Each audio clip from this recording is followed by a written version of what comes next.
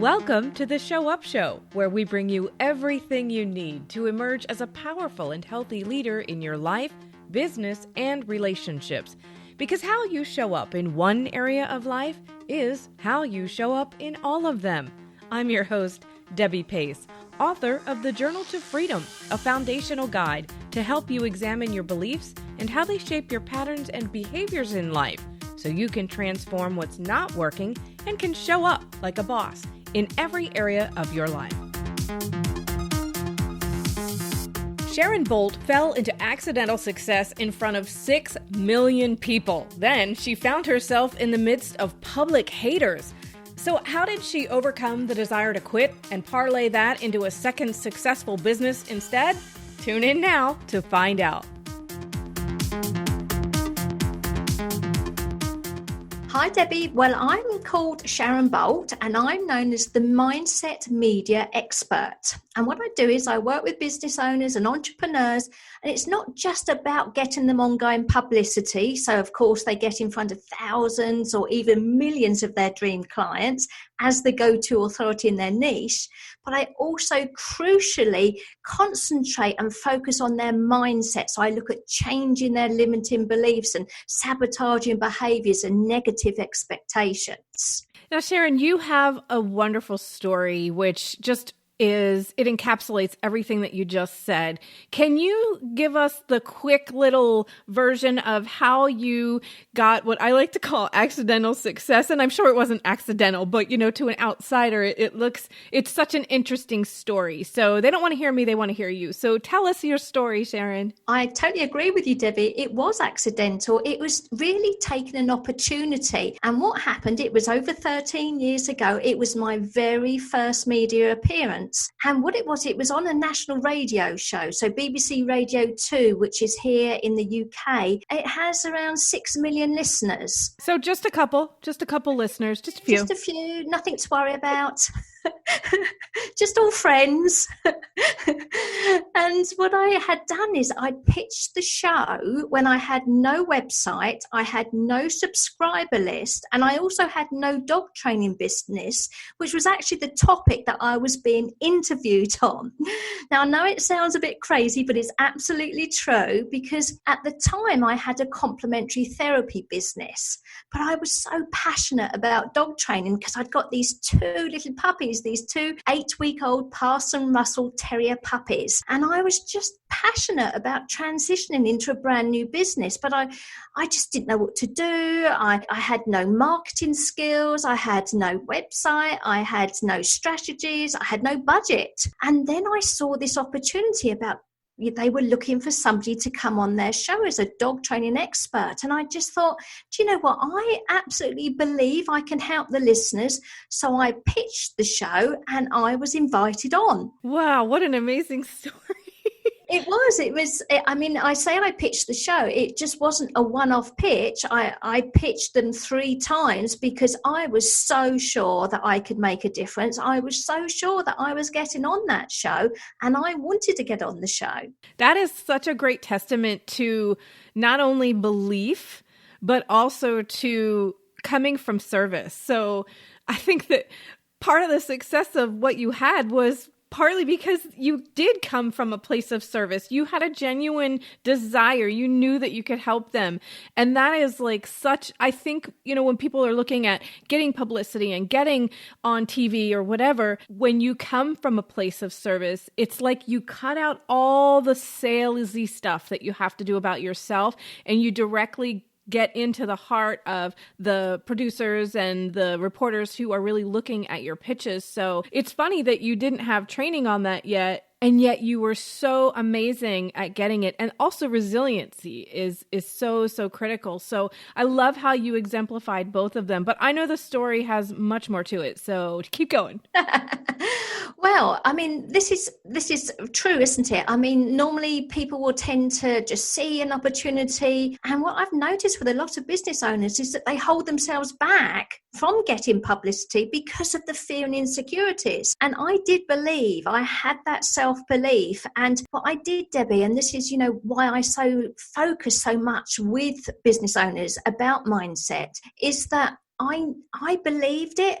but I also knew people around me didn't. They were fearful, and I knew from my own background and my own experiences that when you dare to put yourself out there, when you do something that's not the norm, people will reflect back to you their own fears and insecurities as if they were doing it themselves. And people really mean the best by it. They mean that they're trying to save you from failing, from getting mud on your face. It's just that they do it out of the best will in the world.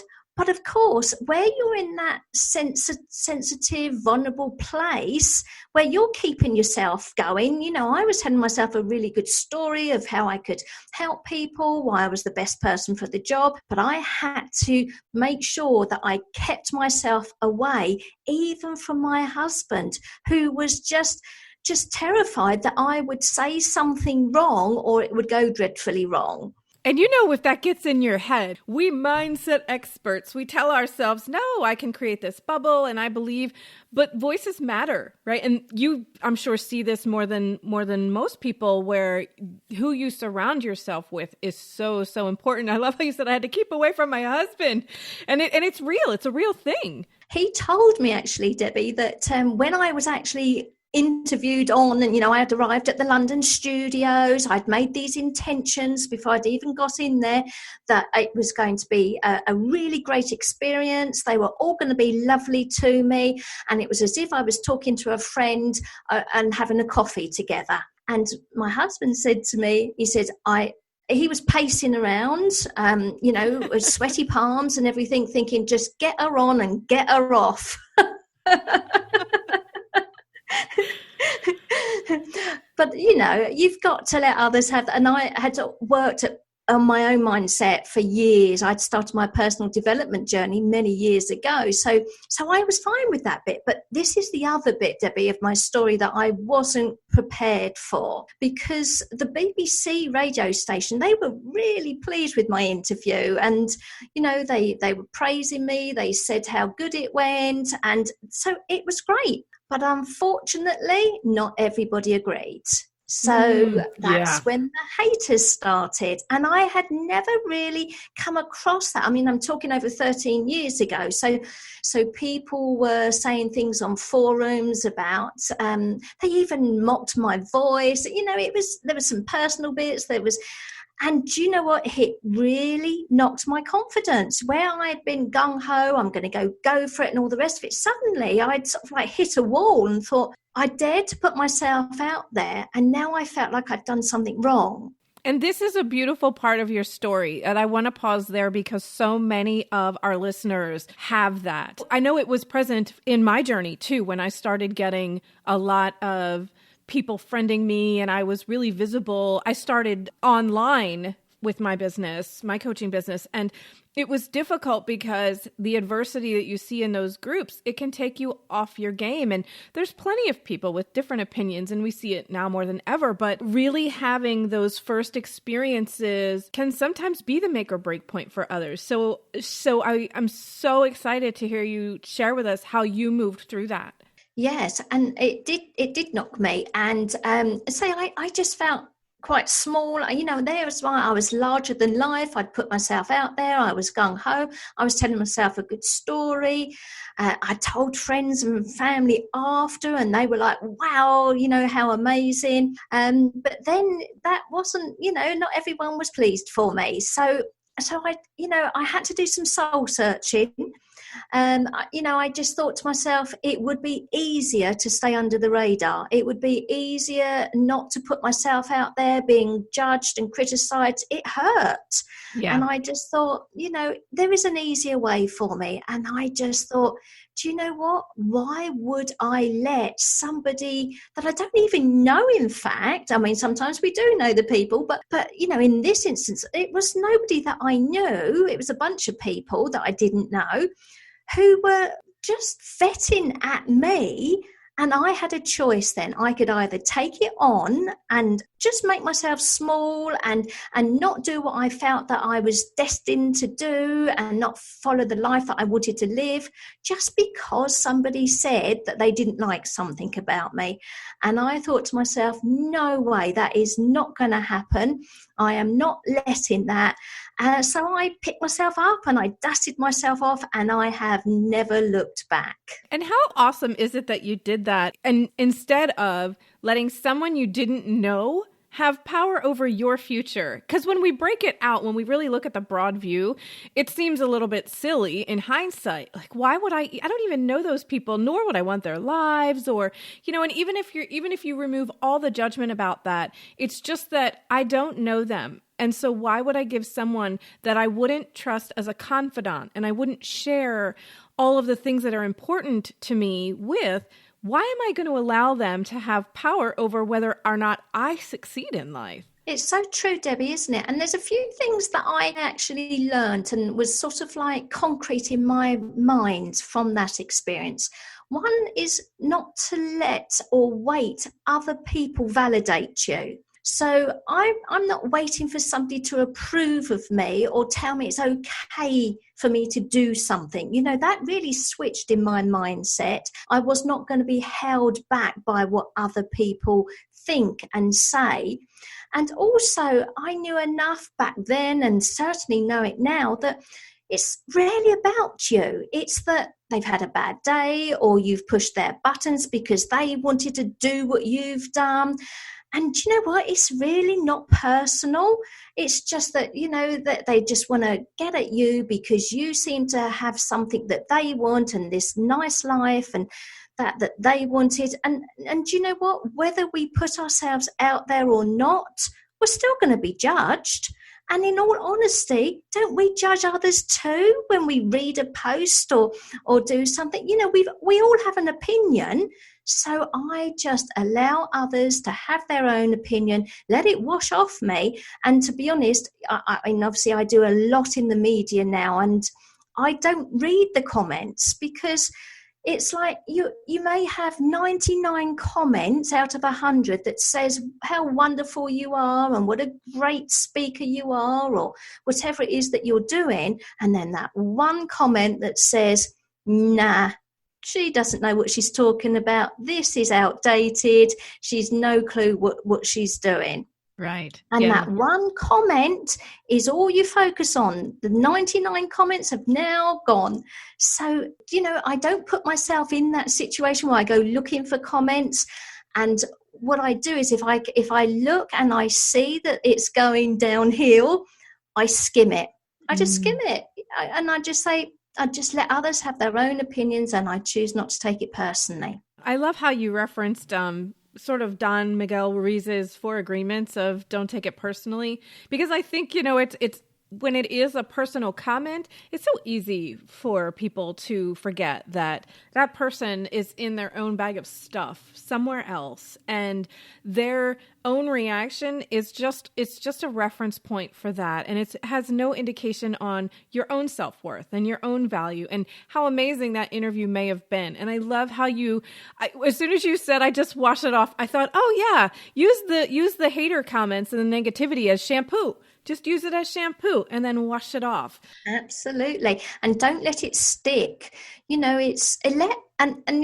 It's letting others have their own opinion. That's the thing, because they will have their opinion, because what we can try and do is change ourselves to try and get people to like and agree with us.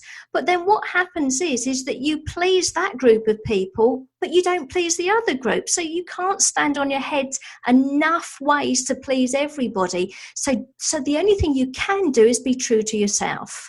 Well, Sharon, I love the way that you talk. I could listen to you talk all day. So I don't know what those people were saying, or it's probably one person who isn't using their voice, who's not expressing their voice. So they in some way may have thought that it was helpful to help you shut yours down. But I love listening to you. I think you have an amazing voice and I think you have an amazing story. But I wanted to just understand a little bit more about how you use this and then what you're doing now. what happened was that first media interview, as I say, over 13 years ago, it enabled me to transition very smoothly to becoming a professional dog trainer. And it was also the start of my media journey. And I absolutely loved the years of dog training, and I've got dog training courses that sell all over the world. But today I'm really focusing. I just love anything to do with the media, and I've had great success in the media, been featured in all the nationals, been on TV, been in TV programs. It's just been a phenomenal journey for me. And that's what I'm doing now, is I'm partnering, I'm teaching business owners and entrepreneurs how they can do this, how they can get their business featured in the media time and time again, get on all the top shows. And I like to start at the top, as you know from my story. I'm not like most PR companies and people who will tell you, no, just start local. Yes, include the locals, definitely, but go for gold. But you've got to get your mindset right first. And that's why I particularly focus on working with the mindset with people, because if you haven't got that, you've got nothing. I can give you as many strategies in my toolkit as I possibly can, but if you've got something that's a limiting behavior, or you've got a belief that is holding you back, that's saying, well, don't think I deserve it, I'm not good enough, you'll just sabotage yourself. So that is the key thing, not only just in getting media attention. It's just really like you say on your show, Debbie. I love that, the way you say that, where you say how you show up in one area of your life is how you show up in all of them. And it's true. So what I particularly love about what I do now is, because I'm focusing so much on people's mindsets and, yes, getting media attention, it affects every area of their lives, because the mindset is the key thing to focus on.